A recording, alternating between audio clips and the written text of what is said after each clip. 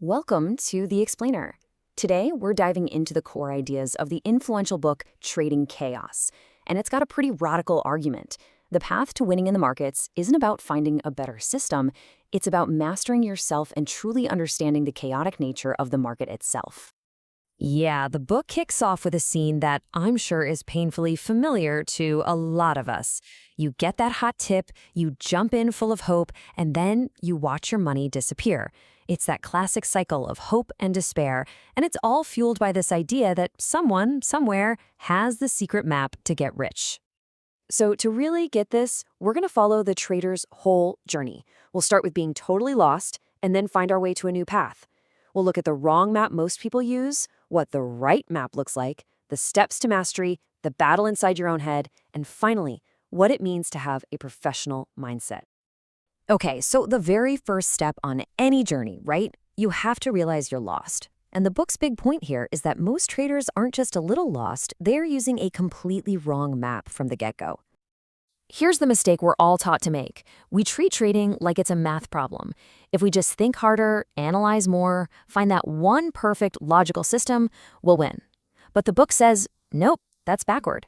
The more you try to outthink the market, the more likely you are to fail. It's just not an intellectual puzzle you can solve. This analogy just nails it. Using traditional linear analysis on a market that is anything but linear, it's exactly like using a map for the wrong city. Sure, it looks right, it feels logical, it might even have some similar features, but you're in a completely different territory, so you're going to stay hopelessly lost. And the result of everyone using this same flawed map? Well, it's staggering. The book estimates that a full 90% of traders fail. And it's not because they're not smart or they're not trying hard enough, it's because they're all trying to navigate with the same fundamentally broken map. Okay, so if the old map is garbage, what does the right one look like? Well, it requires a complete 180-degree shift in how you see the world, from a nice, neat, linear place to one that is ruled by chaos. So think of it like this. The old, wrong map is based on classic Aristotelian logic, where A always leads to B, and tomorrow will pretty much be like yesterday. But the new map, the right map, is all about chaos theory. It sees the market as this constantly changing river. You can never, ever step in the same spot twice. Now, chaos here doesn't mean random. Not at all. It actually has this beautiful underlying structure, and that structure is called a fractal. The coastline is the perfect example. The market's behavior is kind of the same. You see similar, repeating, but never identical patterns, whether you're zoomed out on a monthly chart or zoomed way in on a 1-minute chart. The book brings up this really deep question from Einstein to get at the core of a trader's mindset. How do you see the market? Do you see it as this hostile enemy that you have to fight and beat every day? Or do you see it as a powerful natural force, kind of like an ocean tide, that you have to learn to align with? Your answer to that question changes everything. So, once you've thrown out the old map and you've got the new chaos map, you can finally start the real journey. The book lays out this super clear 5-level progression to mastery. It's all about evolving how you see the market. Moving up these levels isn't about learning more secret indicators or complex formulas. It's about literally expanding your perception. You start by just seeing one candlestick at a time. Then you start to see waves, then the whole context. But the biggest leap, the real game changer, is at level 4. That's where you move beyond rigid rules and start to develop an educated intuition, a real feel for the market. And this is where things get really fascinating. The book argues that the real battlefield isn't on your screen. The biggest obstacle you'll ever face is the civil war that's happening inside your own head. So let me ask you, who's actually clicking the mouse? Who or what is making those buy and sell decisions?